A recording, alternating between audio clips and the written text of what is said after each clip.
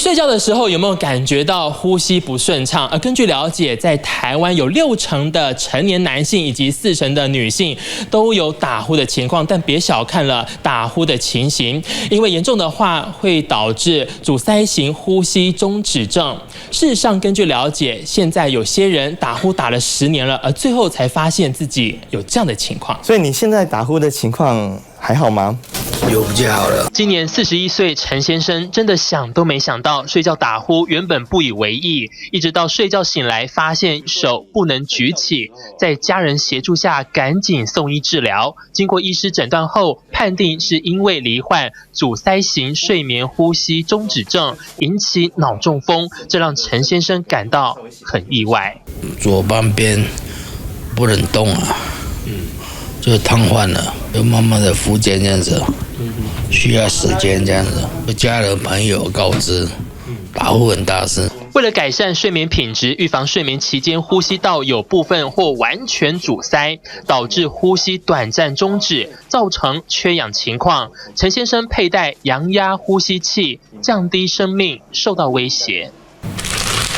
那接下来帮你佩戴面罩。现在同样也因为睡觉会打呼，已经5年多的邱先生，年纪轻轻，今年30岁，从事业务工作，同样也佩戴阳压呼吸器来改善睡眠情况，让打呼声从此消失。几年之后，你才发现你有打呼的症状？大概1-2年才真的发现，才去做睡眠检查，就是重度呼吸中止症。因为我不戴的话，还是有中止症。所以就是会打呼很大声。像呼吸中止，在我们内科治疗方法的话，就是佩戴阳压呼吸器。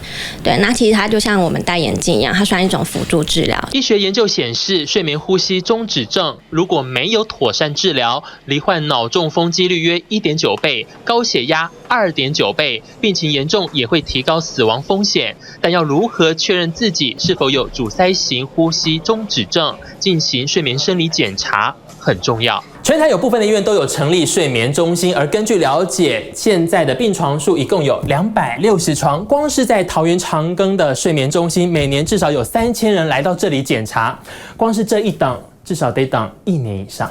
那很多人呢，其实会在这里做适当的检查跟治疗。我们引以为傲的就是我们是多科很多的医生共同整合在这个睡眠中心。我们有不管是胸腔科、耳鼻喉科、牙科、整形外科、精神科、神经内科，对同一个疾病做综合性的治疗。这是喉部，那还有就是整个在打鼾的一个震动大概是什么样的一个情况？从这些临床的病人的主诉，他希望改善的问题，睡眠检查，知道有没有呼吸中止的我们的国人，对有打呼的病人，我们一定要去做所谓的睡眠检查。打呼的病人又有精神不好，那睡眠呼吸中止的程度就一定是机会比较大。李学宇医师专注于鼾症与睡眠外科手术已超过20年，每年完成鼾症手术约500例，而睡眠呼吸中止症是常见的睡眠障碍之一。医师提醒，有打呼的情况，最好进行睡眠检查，了解身体状况，避免引发致命的疾病风险。TVBS 新闻焦汉文、蒋志伟，桃园采访报道。新闻越来越热，讯息越来越多，用你听得懂的话说给你听。新闻大白话，周1到周5下午3点到6点 ，TVBS 56台 live 直播。